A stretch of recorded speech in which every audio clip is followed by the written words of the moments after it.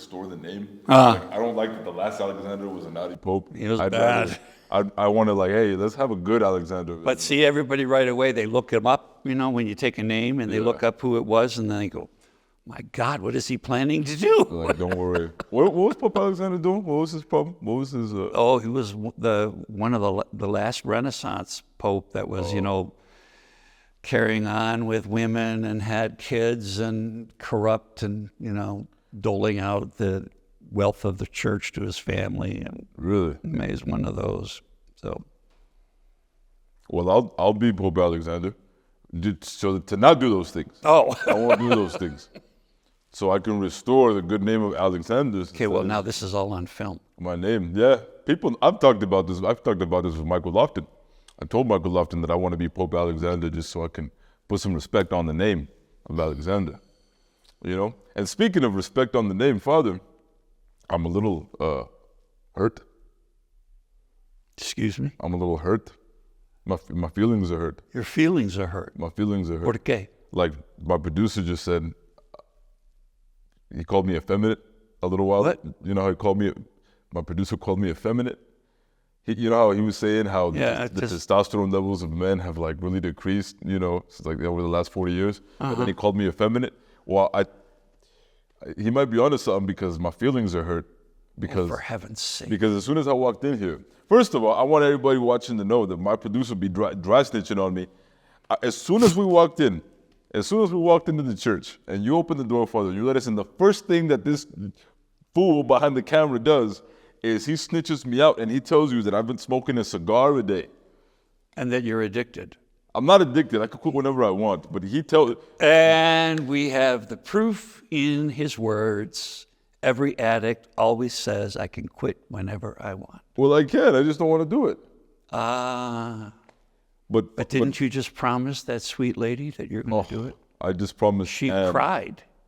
I know. She cried. So this is what happened. She cried. You promised you would stop. You promised you would stop. I know I did, Father. You promised. Okay. You promised. I will. And now this is going to be on the internet for eternity until the end of time. Are we rolling? Okay. Yes, we are. I told you I know when he's rolling. So I walk in, you snitch on me, you tell Father that I've been smoking a cigar a day, and you know what Father tells me? He doesn't even, the first thing he tells me, when I walk in here, Jonathan tells him that I've been smoking a cigar a day, and he looks at me with disgust and he says, cigars are bad for you, you idiot. That's what he told me. Can you believe that? That's what you said, Father. And then what did I follow that up with? What did you say? See, he doesn't even remember because his brain is so clouded with smoke. What did you say? I told you about my poor grandfather. Oh, your grandfather died from smoking all the blunts. Cigars. Cigars, huh? Cuban cigars. That's what I like. And that's what you like. That's what I got. And that's what you've got. I got some in my vehicle right now. I know you do.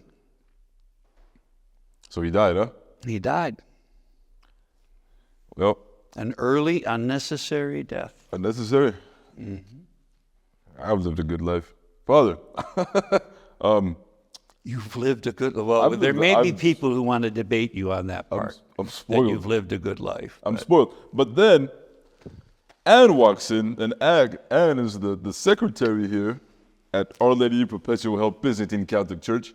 And she is the sweetest, just the sweetest. She's an angel. She's a saint. And she walks in, and then you snitch on me, Father, with Anne of all people. With Anne of all people. You tell Anne that I've been smoking a cigar a day. I have no secrets from Anne. And Anne looks at me with her big, beautiful, adorable, like these puppy eyes, and she looks at me like, and she tells me, Alex, say it ain't so. Well, she didn't say that. That's what she said. Oh, she did? She said, say it ain't so. That's what she said. And she looked at me with those eyes. And it was over. I can't handle that. Now you have to stop. When you scold me, Father, I can take it. But when Anne looks at me with disappointment, if I disappoint Anne, I can't take it, Father. So if I chastise you, you simply ignore me. I don't ignore you. I listen. I always listen. But like I could take it, you know. But when Anne gives you that look, when you feel like you disappointed Anne, this is true. When you feel like you're If disappointed, you've disappointed Ann, you feel like the worst person in the world. You feel like a sorry, miserable, no good person that just doesn't deserve anything good to happen to them at all. When you disappoint Ann, you better not screw up then. I better not screw up. Well, And meanwhile, everybody watching this is saying to themselves, what the heck are we watching? what are we doing here today? Producer, what are we talking about? You got abortion. Before we talk about that, I need to give a shout out to my dear, amazing, beautiful, good friend who's a supporter of Voice of Reason. She supports me on Patreon, and she's amazing. Rosa, you know who you are, because when I walked in here today, I got it right here. Would you be able to have me? Sure. I got mail. I get mail here at this parish. I get mail. And she sent me a beautiful card, and she sent me this. This is from the Shrine of Mother Cabrini. It's a beautiful bracelet. So it's this right here. This is from Rosa. Rosa, you're the best. Thank you so much. I love you. You guys spoil me. My patrons spoil me. I get mail here all the time. Rosa has sent me books. I've had other, supporters that send me mail here. I'm very spoiled, so thank you so much. So I just wanted to give a big hello to dear Rosa, and thank you for spoiling me, because you spoil me. I was sick back in December. It was around New Year's, and she sent me medicine and stuff. Oh, really? Yeah. That was nice. It's amazing. Amazing. And that's good that the crucifix on the bracelet is a St. Benedict crucifix. So that's a good thing to have. Too. So Rosa knows what I like. You need protection against the forces of evil. And that's what St. Benedict is for. I do. Hey, didn't St. Benedict smoke? I have no idea. I'm pretty sure he did. It was a long time ago. I haven't talked to him. You haven't talked to him? No. Yeah, another thing. I pointed out to Father Chris that Pope Benedict XVI was a chain smoker. And he smoked he didn't even smoke the good stuff. He smoked cigarettes are really bad for you, ladies and gentlemen. He smoked cigarettes that have all those added chemicals, and he smoked a cigarette. And I pointed this out to Father Chris, and Pope Benedict XVI smoked cigarettes, Father. And Father tells me, he was protected by the Holy Spirit. What's your excuse? And he lived to be 90-something. He had to be protected by God. Yeah. Poor thing, though. He really suffered those last years. He was chain smoking since Vatican II, Father. He was. Really? Yeah. You know those Germans. Pardon? You know. I know. They're known for smoking. Who? Germans. And other people. Me too. I'm not German, though. But Pope Benedict XVI was German. Yes, he was. Don't they have a reputation for smoking? I don't know. I've heard that. My father stopped smoking when he was 40. He stopped smoking when he was 40? Yeah. During Lent. During Lent? Gave it up for Lent one year. That's what I'll do. I'll give it up for Lent next year. That's what I'll do. Yes, but then he never went back. But I never went back? Oh. Well. Well, let's talk about something else. Father, before we get to the topic of abortion and stuff, today is a special day on the calendar in the church. Yep. Tell us, Father, what are we celebrating today? Do you know what today is? Yeah, today's the 30th. It's the last day. It's May 31st at the time we're recording this. That is the feast of the Visitation. I know what day it is, Father. Oh, good. I checked the calendar. I have an app for that, and I check all the calendars and stuff. And for example, when was Justin Martyr? Was Justin Martyr's? Well, that's past. Yesterday. Passed that. I don't know. I forget who it was. But today is the feast of the Visitation. So now, do you know what the Visitation is? Well, Father, come on, Father. I've been a catechist since I was 16. I'm a prodigy, Father. A prodigy, I tell you. Of course I know what the Visitation is. Just tell us. Well, go ahead and explain it, Father. No, you tell us. You're the catechist. You're the prodigy. I'm the prodigy? You're the prodigy. Who said that? That was terrible. Come on, let's see. Well, the Visitation refers to when Mary met with her kinswoman Elizabeth. Right. And Mary was actually the first one to proclaim the gospel, which begins with the incarnation of God, in her womb. And she went to Mary and told her that she had the Son of God in her womb. The Messiah had come, and the Messiah was coming through her. So Mary was the first Christian evangelist. How does it tie into the topic for today? Because today we're talking about abortion. Well, we're talking about pro-life, right? Yeah. Talking So about what happens? abortion. What happens? St. Elizabeth knows Our Lady is close by because of what? Because she also was pregnant with John the Baptist. And the gospel tells us that when Mary greeted her, the sound of Mary's voice made the infant in her womb and St. Elizabeth's womb leap. That was John the Baptist that leapt for joy at hearing the greeting of Mary, the Mother of God. That's good. I know my stuff, huh, Father? You do. Yeah. You do. I don't know if you're a prodigy, but you do. Oh, Now, in Icons of the Visitation, they show the two babies in the womb, and will show our Lord upright in the womb of Mary as the two women embrace and blessing John. And John upright but inclined. So he is worshiping Christ. He knows who Christ is in the womb. And that's very powerful. And I mean, and this is, that's one of the interpretations, that the baby leaps for joy, that the baby leaps for joy because the baby is, John is aware, because this is the 6th month of Elizabeth's pregnancy, that the baby is aware that the Messiah is close at hand. And of course, when the women embrace up here, and then here's the two little baby boys down here. And anybody who's had children or been around women who are pregnant and then later give birth, you realize, when you talk to the parents, how the baby responds to different things. Even in utero, they can feel the baby, like certain things. You hear certain music plays and the baby responds. The daddy comes to the mother and leans down and talks, and the baby kicks or the baby stirs around. And after birth, that the baby's head snaps when he hears certain voices or certain music or certain sounds, that the children in utero are responding at a very early stage and picking everything up from that's going around in the environment around them. So this whole thing of the visitation gospel is very accurate, scientifically as well as theologically. And that's very important for what's going on today, for why you brought me in here today. Right. Yeah, it's true, because we have the biggest, what you would call a crisis, the biggest issue of our time would be abortion.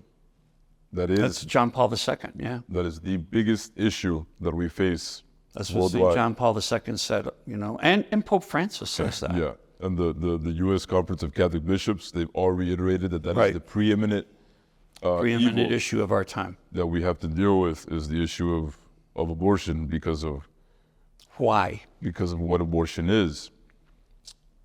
Because abortion is the slaughter of innocent human beings. That's what abortion is. And the debate, people that are anti-abortion and people that are pro-abortion, the debate always comes down to the baby that's inside the womb. They don't want to call it the people on the other side, they don't even like calling it a baby. They want to dehumanize. I call it the fetus. They call it the fetus. You have to say fetus. Fetus is a Latin word that just means offspring. So it's like, saying it in Latin doesn't change the definition, the meaning of it. We fight for the rights of the unborn, of the innocent human beings, and they want to argue that those babies in the womb are not human beings. But as you just explained, Father, babies in utero, they respond to outside stimuli in the world. They respond to it. And if its parents are human, if the baby's parents are human, if the baby is growing, that means that it's alive. So the baby grows, which means it's alive, and because the parents that made the baby are human, that makes it a human. So it is a living human being, and you can't dispute the fact. If the baby's growing, it's alive. If its parents are human, then it is human. So we have found ourselves in today's world. We have found ourselves living in a world where the killing of innocent human beings is permitted, and in cases it's even Encouraged. And even celebrated. Oh, that's the worst part. They celebrate it. That's bad. That's when. So I think language is so important.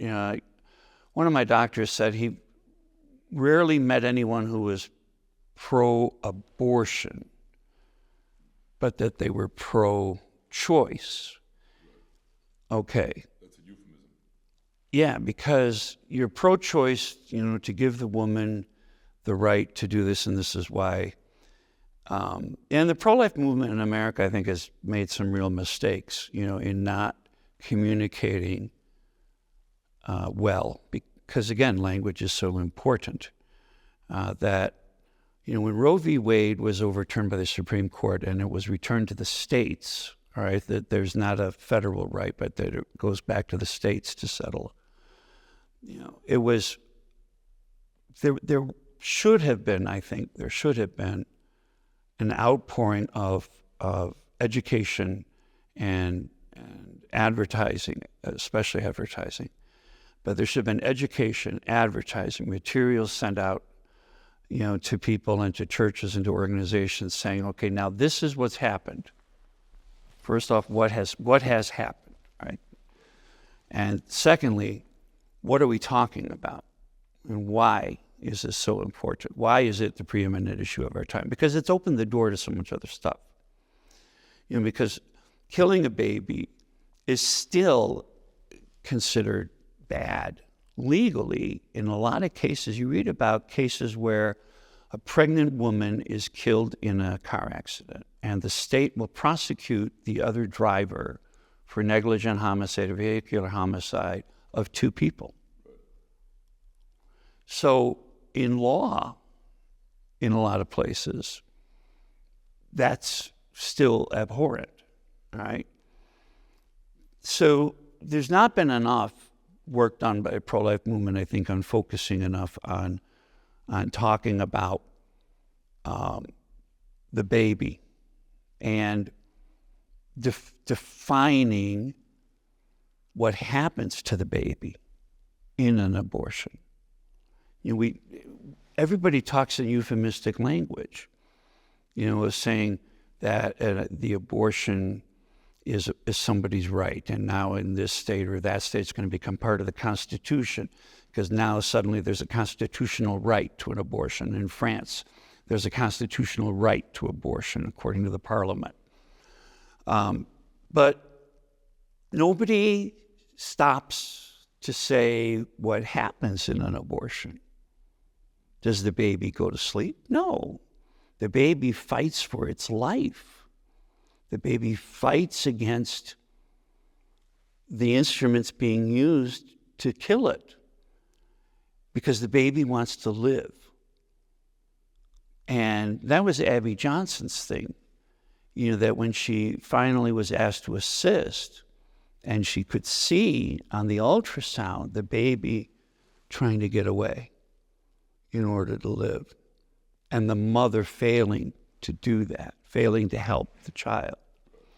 And this is why it's so bad, that like, in warfare, when pregnant women are murdered, this is why, when a psychotic woman will kill a woman who's pregnant, tear open her womb in order to steal the baby, kidnap the baby. These are horrible crimes. And Western society has become so, what's the word? Not immune. Desensitized to what's really happening. And then they get upset because, somebody will show a picture of what an aborted baby looks like after the abortion is completed and say, that's horrible, you shouldn't show that. But that is what happens. And why are we doing abortions, you know? And the other big mistake, I think, in the pro-life movement in this country has been the failure to deal with after birth. All right, so you convince a woman, let's say you successfully turn a woman away from getting an abortion at a clinic. And the people from our church that go and pray outside of clinics, they're there ready to find out why. Why did you want the abortion? Okay, did someone take you to get the abortion? Was somebody pushing you to get the abortion? Was somebody pressuring you? You know, what was happening? Was it incest? Was there violence? You know, was it domestic abuse? You know, do you need work? Do you need money? Do you need help? Do you need a place to live? What's happening, in other words, to the woman? Why is she making that choice? Because from what I just described, that's not a natural choice to kill the woman, to kill the baby. All right? It's not a natural choice to do that. So the pro-lifers have got to be out there. I think it has to be much more emphasized of getting out there in order to assist and support through the pregnancy, through the birth, after the birth. And that's what impresses me with the people that go out, you know, from our parish, is that they're willing to do that. Or help, you know, get the baby adopted if the woman cannot keep the baby or does not want to keep the baby. You know, not judging, no judging. That's where some people fall down on the job, I think, by judging. You know, how can you do this? Well, that's not the issue right now. The issue is why are you doing this? Right. And to turn away from that. Right. And Christians have been doing this kind of work since the beginning. Since the very beginning. A lot of people don't know that the concept of adoption is something that was invented by the early Christians, because in the ancient world, in the times of the Roman Empire and the Greeks, the Romans, they would leave babies out in the elements. Would they not adopt babies? They only adopted like older children, or what? Was in the not ancient adopting, world. In the Greco-Roman world. Yeah, in the Greco-Roman world, if babies were born with birth defects, they would leave them out to die in the elements. And it was actually the early Christian community that they would go, and it was literally, they would get dumped in landfills. And the early Christians would go, and they would rescue these babies that were left out to die. And that is how adoption, foster care was created. A lot of people don't realize that before the church, in the Greco-Roman world, there wasn't a notion of basic human rights. That's something that came from the Christian church. They didn't have that. There was no such thing as for anybody, actually. There was no such thing as created in the image of God, unless you're the Roman emperor. That's right? true. Yeah. They didn't have that notion. That was something that existed in the Jewish community, and then the Christian community carried that out to its logical conclusion in act of, if we're created in the image of God, we have to protect those that are innocent, those that can't protect themselves, and that's where the idea of adoption came from. That's something that was invented by the Christian church in the earliest times, simply to save and protect innocent babies that were left out to die in the elements. And female babies. Yeah. A lot of times, you know, Yes. there were too many. Or the father wanted a son instead of a daughter. Yeah, and they would just leave them out to die. And that was so common in the ancient world, more common than people realize. And the reason that stopped, and the reason that this idea of basic human dignity and basic human rights that are intrinsic, that idea eventually overtook the entire world, but it started within the Christian church. It started within the Christian church. And so this type of work, defending the dignity of human life, is something that Christians have always done from the very beginning. Same thing with hospitals. It's not just, you know, keeping babies from dying out in the elements. You know, those babies were taken in. They were given medical care. Christians were giving medical care to these babies, and they were giving medical care to each other, to adults, to people that were grown. And that's also where the idea of hospitals came from. That's another thing people don't realize. Hospitals did not exist in the ancient world. The only people that could get medical care were people that had the money, the funds, people that were wealthy, to hire a physician to be able to have the physician come to their home and care for them medically. That's the idea of hospitals, the idea of medical care as a common good for the general public, that you have a right to be able to access medical care. That also comes from the Christian church. That's the importance of Catholic healthcare systems, Right. especially in America. And this is a real crisis in America, because in some places Catholic healthcare is the only option, for the poor. Right. And the decline in vocations since the 70s of sisters, and sisters especially, but also nursing brothers, and the loss of the presence of at least a few sisters working in the hospital, or a few brothers working in a hospital when a chain takes over. It's the poor who are going to suffer, and the rural areas that suffer, because these orders had no problem going in and into neighborhoods or districts or counties where there was very limited medical care. And this is also a pro-life issue. And since we're doing on to hospitals, end of life is a pro-life issue. Right. That's a huge pro. And I really do believe that. The spread of euthanasia is linked to the minimizing of the value of the baby in utero, and now we end up minimizing the value of a life. All right, when someone is nearing the end of their life, and there's the emphasis now not on palliative care, but instead on ending their suffering. Well, that's another euphemism. That's eugenics, and that's dangerous. It's very dangerous. And I'll tell you, as somebody who lives in constant pain, I would dearly love to have, I want more palliative care available. But this is why the hospice movement is good, that you take care of people at the end of life. Right. And you surround them with love. And you support the family, their loved ones, as well as the person who's dying, because life is valuable from the beginning to the end. Christians have to be countercultural most of the time. Yeah, in the early church, they were very countercultural to the Greco-Roman values. Right. And we're in that position again, I think.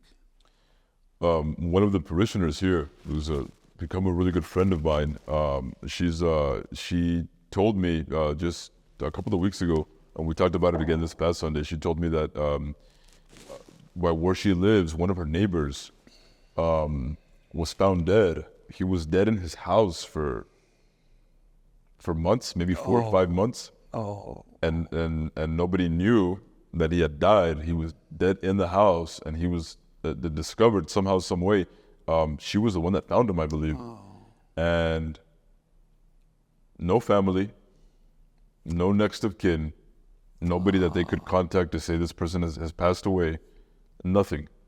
And on this past Sunday, she actually told me that she's going to, I think they're going to have a funeral for this person here. That Father Archer said that he would do a funeral because this person has nobody.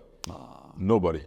So this person died alone and was dead in his home for months before he was found. And just yesterday, I heard of another story of a lady who just yesterday was found dead in her home. She had only been dead for maybe like around 24 hours, but she didn't have anybody either, no children. Her husband had passed away like decades ago. She was elderly, died alone with no one.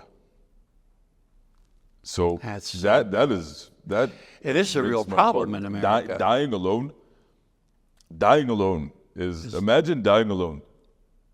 And without sacraments for a Catholic. Exactly, So the parishioner here, she's doing a beautiful work of mercy, that she's actually going and she's cleaning out his house, cleaning out all of his stuff, and because of her, this man is going to have a funeral, And it's going to be nothing but strangers that come to this funeral to come in and to come into his funeral, people that he never met. But these complete strangers, the Christian community is coming to a funeral for a stranger that died alone, that had nobody, and we're all going to pray for the repose of his soul. That's very beautiful, and that's something that Christians, again, have been doing from the beginning. So pro-life means, that you respect the dignity and the value of all human beings, of human life, from the moment of conception to their natural death, and even beyond their natural death, because we pray for the dead. Right. We pray for the souls of the dead. When they die, we pray for Almighty God to have mercy on them, to forgive them of their sins, and to bring them into everlasting life.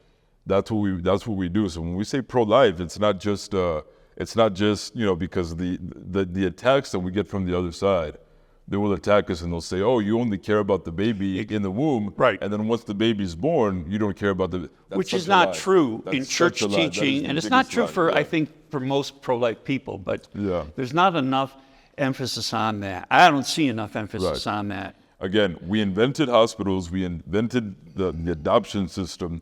The first nurses, when that job, the job of being a nurse was invented, it was nuns. It was Catholic nuns that were the first nurses. The Catholic Church built Western civilization, and all of these things that we have that we take for granted, we don't realize that they came from the Catholic Church. The Catholic Church invented all of this. Healthcare, that's an invention of the Catholic Church. Healthcare did not exist. Healthcare is a common organized good. Healthcare. Organized healthcare that was for the common good for all people. That's something that the Catholic Church invented. People take that for granted. So when they say, "Oh, the Catholics, you care about the baby when it's in the womb, and then once the baby's born, you don't care and you leave it." No, that's nothing could be further from the truth. We had a huge network of orphanages. Yeah. Huge network of orphanages, to take care of children that were abandoned or unwanted. Mother Cabrini. I talked about this gift. It's from the shrine of Mother Cabrini that was given to me by Rosa, my dear friend. Mother Cabrini, she herself, and her the nuns that she worked alongside, they here in America create and also in South America, and they went all over the world, a huge network of orphanages taking in children and feeding hospitals. them, and hospitals, orphanages and hospitals to take in children, to feed them, educate them, nurse them back to health. The Catholic Church has done this.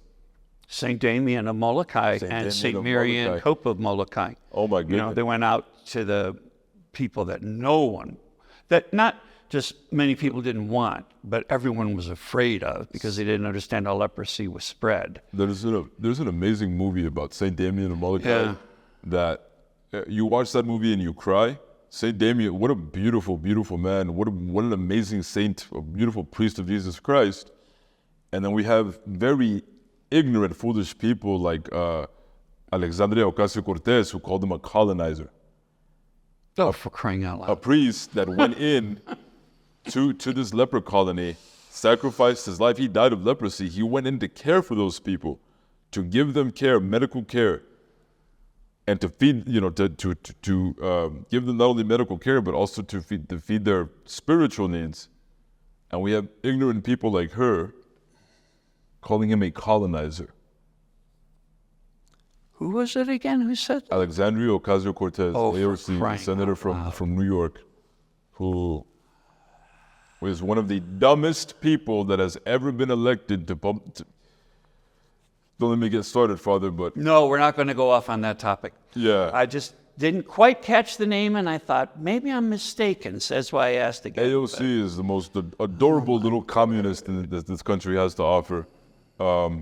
Terrible, ignorant socialist. God have mercy and bless her and protect her. How do you like that? Let's move on. Amen. Yeah. Even go to that one. Yeah. Oh, dear Lord.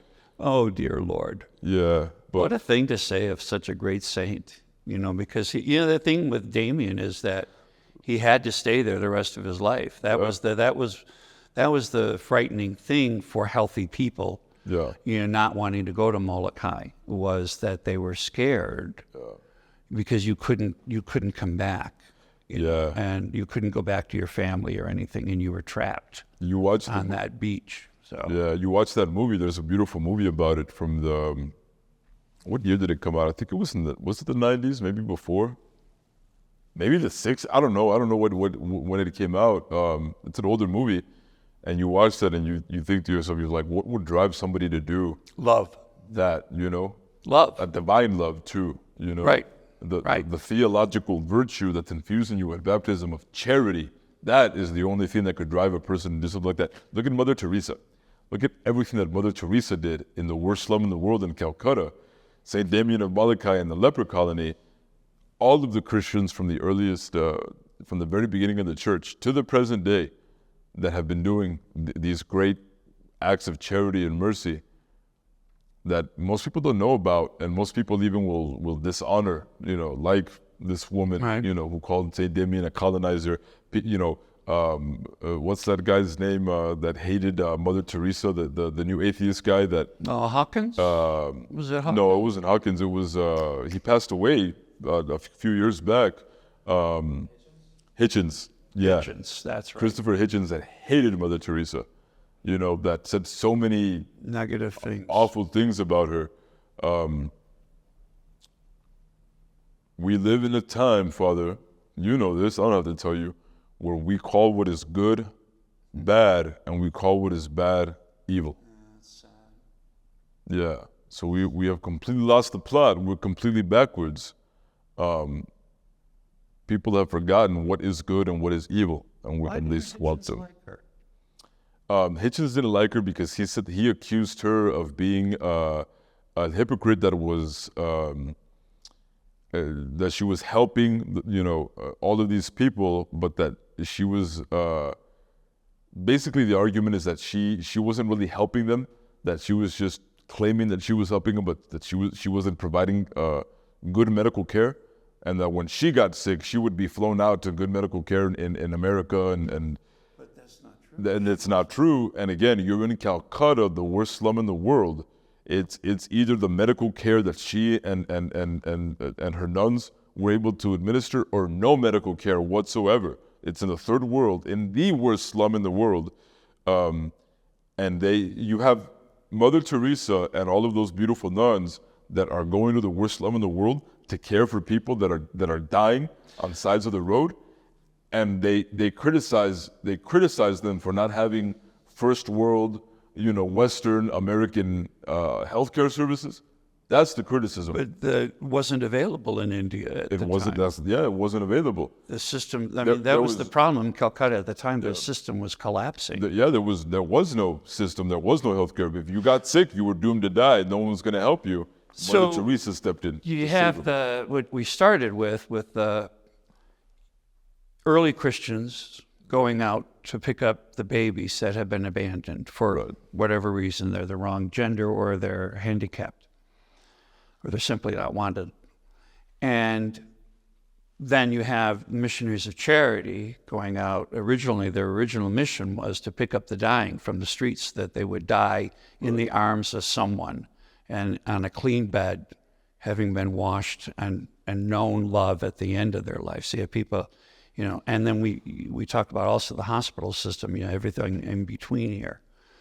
You know, and the missionaries of charity, they opened the first hospice for AIDS patients in New York City. Right.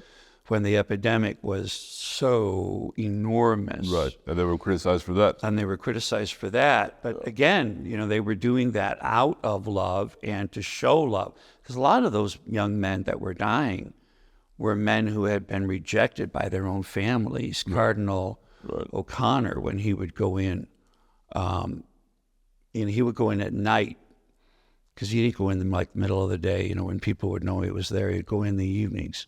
Yeah. And, you know, and he would talk about that, how these men would talk about how their parents had thrown them out or had rejected them. That's how they ended up in New York. And they were, you know, from all walks of life. Some of them were, you know, male prostitutes. A lot of them were in the fine arts. A lot were in the fine arts. It was devastating to the fine arts in New York. But even those that were in the fine arts, because again, nobody knew how it was transmitted, like leprosy, you know, 150 years ago. People were afraid, and even people that liked them or loved them were afraid to be around them because you didn't know how. And here you had these women going in and washing these terrible wounds that they would get, from the sarcomas, and take care of them and love them. Especially, I think, and it was so important for some of these men had been thrown out from Christian families. Right. And that these nuns are showing them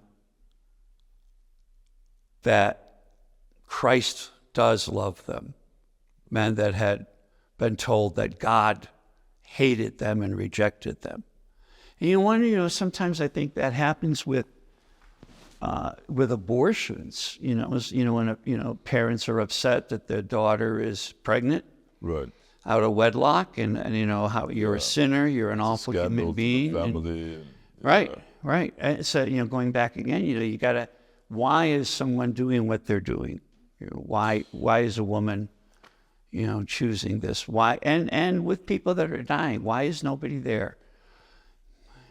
Are we afraid? And I think we are, because especially in America,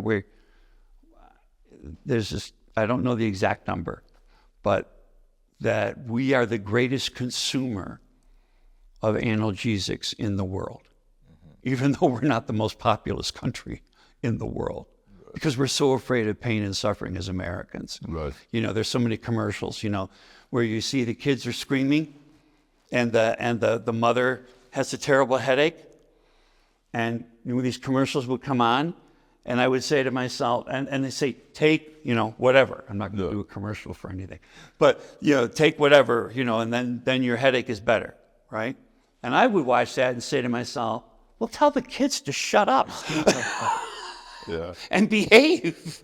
That's going to make your headache feel better, because right now that's the source of your headache, But we'll take a pill rather than confront some of the hard Reality. stuff. Yeah. And again, it's like I say, I live in constant pain. Well, you can only take so much of this stuff. Right. You can only take so much of this stuff. But pain has a value. Right. There's a value in pain. That's the part. There is a value in suffering too. That we wipe out in America. That was another big criticism that Hitchens had of Mother Teresa, is that Mother Teresa and her the Sisters of Charity, that they would administer health care to people that were sick and dying, but she would also tell them, they would say, you're suffering, don't waste it. Don't waste your suffering. That suffering you can offer up. That suffering can sanctify you. That suffering is salvific. And for the Christian, that's true. And they criticized her for saying that, for giving spiritual direction to these people that she was helping. They criticized her for saying something that is true. These people hate the truth. That idea that suffering has value to it, and that suffering can be salvific, and that suffering can actually help you, suffering can help us, that's something that they hate, because we live in a culture now where the most important thing is our comfort, our luxury, our well-being, in a disordered way. We care more about comfort than we care about. The psychologists say that we as human beings, just psychologically, that we would rather avoid loss than incur a good. So if you had to choose between losing something or gaining something, people would rather avoid losing something than to go out to try and get a greater good. So we are so attached to our comfort. We're so attached to comfort that it's actually making us less human. Because if your argument now is, this baby, this person is pregnant, and this is going to mess up her comfortable life. This is going to mess up her going to school or her working, her job. Let's just kill the baby because we're too comfortable right now to have the baby.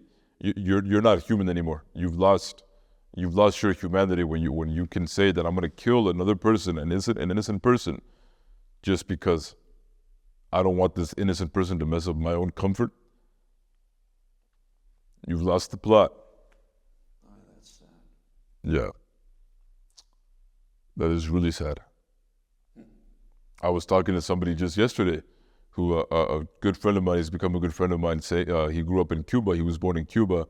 and he's in his 50s, and he was telling me that that he's the youngest of 8, and that his mom had him when she was 42, 43 years old, and that she was considering abortion, and that it was his grandmother, so the woman's mom, that said, no, keep the baby. This is going to be your last baby, so keep the baby. It's going to be your last one. But the way that my friend, described it to me, he said it so nonchalantly. Like, oh, you can either, keep the baby, or my mom could have kept me, or she could have aborted me. He said it like it was like no big deal. Like she was like his mom was gonna pick out what they were gonna have for breakfast that morning or something. And that's another thing. This was in Cuba. All of the countries in the world that allow abortion, where abortion is legal, it's all communist and socialist countries, and America, and Canada, and now France. France is a socialist hellhole. I don't care. I'm not. Did I say France? Canada. Canada is a socialist hellhole. Okay, forget Canada. Canada is a socialist. Say what you really think. Yeah, Canada. I think that we should just invade Canada. Stop it. I think that America should just invade Canada, and we should I think that's what we should do. And Australia too, because Australia is going downhill too. I think we should just invade. Like Matt Walsh said that we should just invade Australia because that'd be better for them. Same thing with Canada. Justin Trudeau's a joke. Canada's a hellhole. Sit up straight. Sit up straight. I think we should just do. Anyway, I'm gonna pull a Catholic school on you. Yes. Okay. Sit up straight, calm down, and get back on topic. What I'm trying to say is that America is lumped in with all of the communist and socialist countries in allowing abortion. How could it be that America on demand? That was the thing of Roe v. Wade. Yeah. When Roe v. Wade happened, some of your listeners are probably a lot of them are young people, right? Yeah, I have of all ages, but Roe v. Wade happened in 1973. Right. Yeah. So I was in high school, showing my age. So I was in high school, and we had a teacher, who shall remain anonymous, who was going on and on about how wonderful this decision was, okay? And I really didn't know what the decision was, what it entailed. And finally, I'm starting to figure out what she's talking about, and I put up my hand and I said, "Are you talking about contraception?" And she said, "No, abortion." And she, had all these girls around her desk, and she said, "And this is going to free us and be our liberation and everything." And I said, "Well, what exactly is abortion?" Because I didn't know. And she said, "Well, you end the pregnancy." And I said, "What, by inducing, the baby to be the born? baby to be born?" That's what you thought? That's what I thought. Yeah. Stupid. And no, you're going to terminate. It was already euphemistic language, And finally I figured it out, and I said, "Wait a minute, you're going to kill the baby?" And all these girls' faces changed. Yeah. Because it's just like dawning on the class, we're going to kill babies. So how's that going to, and I just said, because I really was trying to figure all this out. And I said, how is this going to lead to liberation? Right. How is this freeing if that's what's going to happen? Biggest lie. Biggest lie. So, yeah, the fact that Roe v. Wade, legalized, and that's what I think most people did not understand. Right. Most people were in my boat. And to be honest, most people were in my boat, 50 years later, because when surveys are done, even, by Gallup, Marist, Siena, all of these different good, well-known polling organizations, when they ask, do you want it to be legal throughout the entire 9 months? Well, the numbers for approval drop, and drop and drop and drop, because people realize what we're talking about. And again, now all of this going to various legislatures and so forth, that they have to be very clear, and this is where pro-lifers have got to come forward, is that you have to be very clear, what are we talking about? What's going to happen? And it is all tied together. St. Paul VI, whose feast day was this week, in all the rites of the church. St. Paul VI was prescient. He was a real authentic prophet in Humanae Vitae, saying what this opening the door to widespread use of contraception was going to lead directly to the dehumanizing of women, the sexualizing of women, and treating women as sexual objects. We have seen and are handicapped by an explosion of pornography, in which the marital act has been reduced to entertainment, abortion, which we see, the cheapening of human life, which we see, and euthanasia, which we see. It has opened the door to all these things because violence is always the answer. You're killing somebody, it's violent. You kill a baby in utero, it's violent. The baby on the ultrasound screen, the ultrasound that is used to look at a baby in utero, to see how the baby's doing, the baby is struggling to escape. There are many cases of euthanasia in places like Belgium and Holland where the person being injected doesn't want it. Someone else has decided, where even people with dementia struggle and scream and fight because it's violent. You're intruding into the body a poison in order to kill the person, to stop their heart. Because they're living too long. At a time when, by the way, our birth rate is the lowest in this country that it's ever been. People say we don't need immigration. Geez, we do need immigration because we don't have kids anymore in this country. We don't have children. Look at all these schools that are closing. Public schools, Catholic schools, private schools. There's not enough children. What the heck? And all of this is going on in a democracy like America and Canada, where before it only would happen in countries where governments had the power to force destruction of their own nation.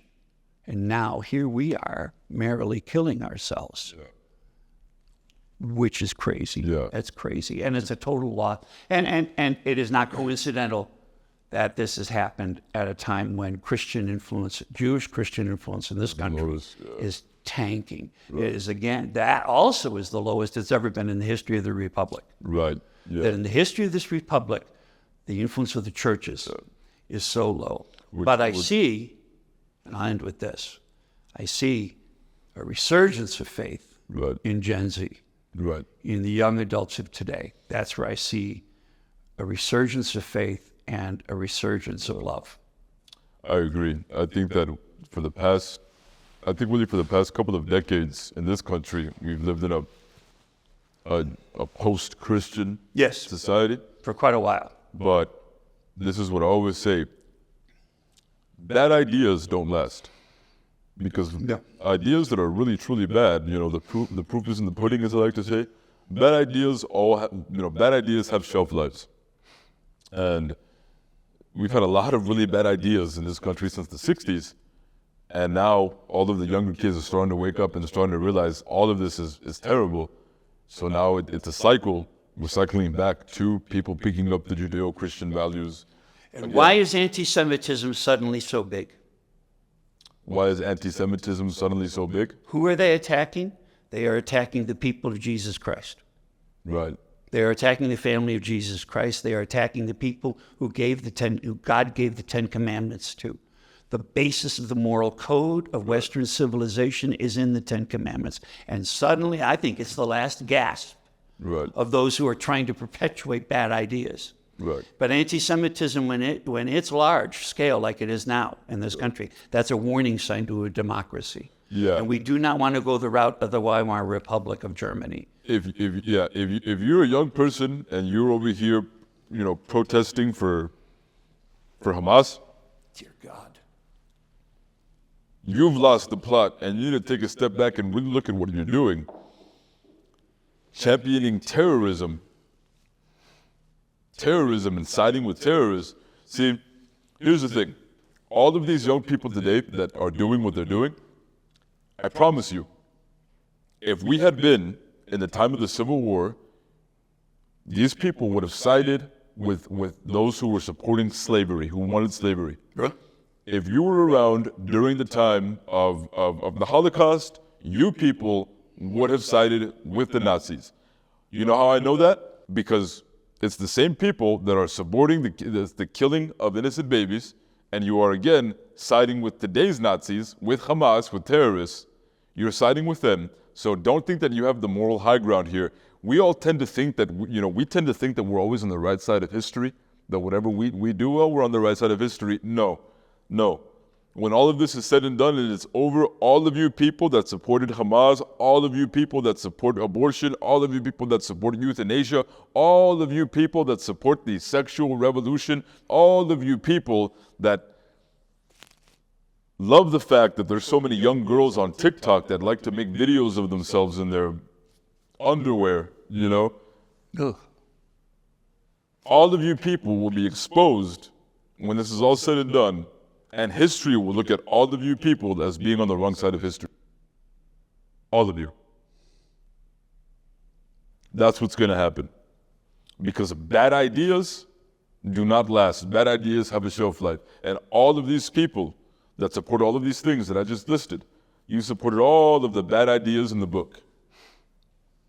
And you'll be proven to be the Nazis of today, the eugenicists of today, the racists of today. A lot of people don't know that Planned Parenthood was started for eugenics. The founder of Planned Parenthood, her goal, she said it. She didn't make any, she didn't hide her intentions. She wanted to kill black people. She wanted the black race to no longer reproduce. That's what Planned Parenthood was for. And the last time that I checked, in New York, more black babies are aborted than are born in New York. Mm-hmm. So her plan is working. And all of you people that support it, you guys are those who support eugenics. Death should never be the answer. Yeah. Hatred should never be the answer. You can't hate. Christians can't hate. That the great commandment of our Lord is to love one another as I have loved you. We can't hate, and death shouldn't be the answer. To be killing babies, to be killing elderly people or sick people, terminally ill people, to be objectifying people, and to be objectifying people is a moral death. Right. And I think that's the big. These young people at campuses and older people, a lot of older people that went out on these marches too, that are saying, we are Hamas. They obviously don't know what Hamas did in Israel to all those people that were murdered, Jews and non-Jews alike, and how they were murdered, how viciously they were murdered. Yeah. Hamas brings death. Right. The PLO has brought death. It's brought corruption, destruction, But death should never be the solution. And I think that's the terrible lesson that we have learned in this country. Yeah. Is that death, anger, hatred are solutions. And a big problem is people are so isolated since COVID. Yeah. COVID is over. But people are terribly isolated, like those two people that died all alone that you mentioned. That it's a huge social problem now. That nobody knows who you are. You're alone and lonely. You can be alone without being lonely. I live alone. but I'm not lonely. Right. But, you know, these people were alone and lonely. And for whatever reason, you don't know. But there has to be death and hatred and violence and anger are all these negative things. And the revolutions, these big revolutionary movements, you know, that have come through, ultimately they're rooted in that. You know, the French Revolution burned itself out in the Great Terror. Yep. The Bolshevik Revolution has burned itself out. You know, Chinese communism has brought death to so many millions of people. Right. Christ is the answer. The love of God has got to be the answer. I think about that woman that I found out just yesterday that was found dead, all alone.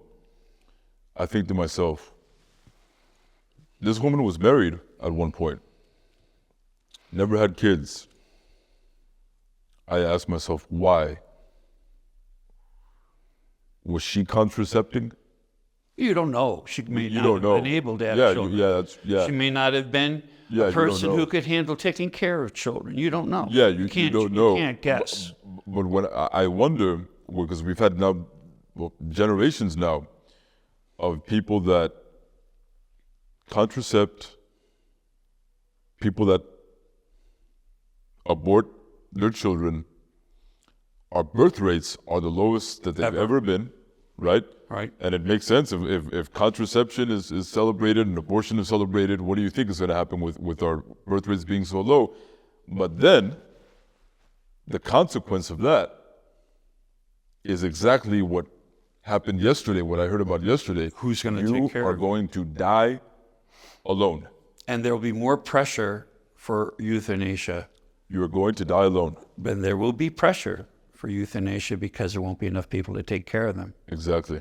Unless you bring in immigrants, right, who are going to be willing to do that work. And Americans, to be honest, many Americans don't have the patience for that kind of work, right, or they don't have the desire, or they just don't. You know. Tough times. That's what's going to happen. If you God wins in the end always. If you keep contracepting, if you keep aborting, if you refuse to get married, if you don't want to start a family, if you none of that, because you're more concerned with your little career, or you're more concerned with your own pleasure, your own comfort, or you've been damaged.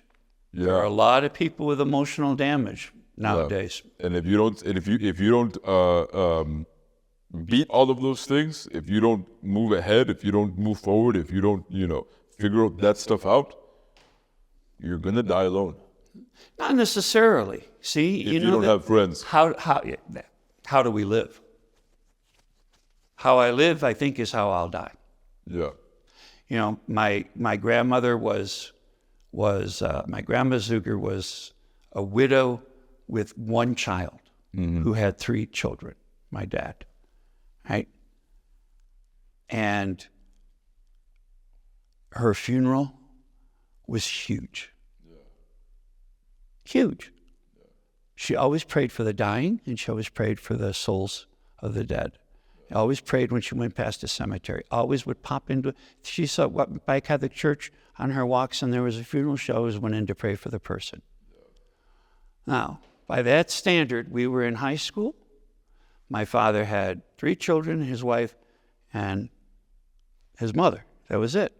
And Grandma had this huge funeral. My father died almost 95 years old. People legitimately said, what do you expect for the funeral? We legitimately said, well, he outlived everyone. Probably nobody. The undertaker came to us after the wake was over. He said, I have never seen so many people come for one person, an elderly person like this, in my entire career. The line was out through 2 parlors, down the hallway, down another hallway, out the door, down the block, and out. And it was Buffalo in November, and it was snowing. Wow. It's how he lived. It was how he lived. It was how my grandma lived. It was how my father lived. And that's the thing. If I could be a celibate person who's called by God. Some of your listeners may be, single men or women who really are not called to marriage. Right. Or they may have been traumatized. There's a lot of that nowadays among young people, unfortunately, tragically. It's another big problem. Who are afraid to get married. But how do I live? Yeah. If I'm the grouchy old man at the end of the block that nobody wants to be near, odds are really high I'm going to die alone. And if I don't go to church and I don't interact with people and know people, I don't think anybody from this parish should be able to die alone. Right. Because well, I yelled at you when you weren't in church for 3 Sundays, but he was going to Mass, just to make it clear. I was out of town. Yeah, he was in church. I didn't see Father Chris for almost a month, and when I come back here, because I was out of town, I go up to him and say, Father Chris, it's so good to see you. And what did you tell me? You're like, where have you been? Look who showed up. Look who's...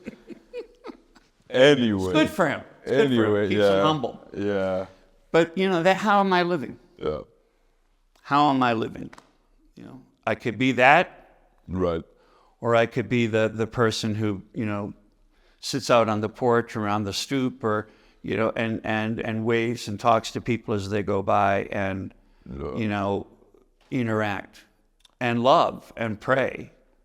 Right. If I'm a person of prayer, if I'm a person of love, then I would be out there.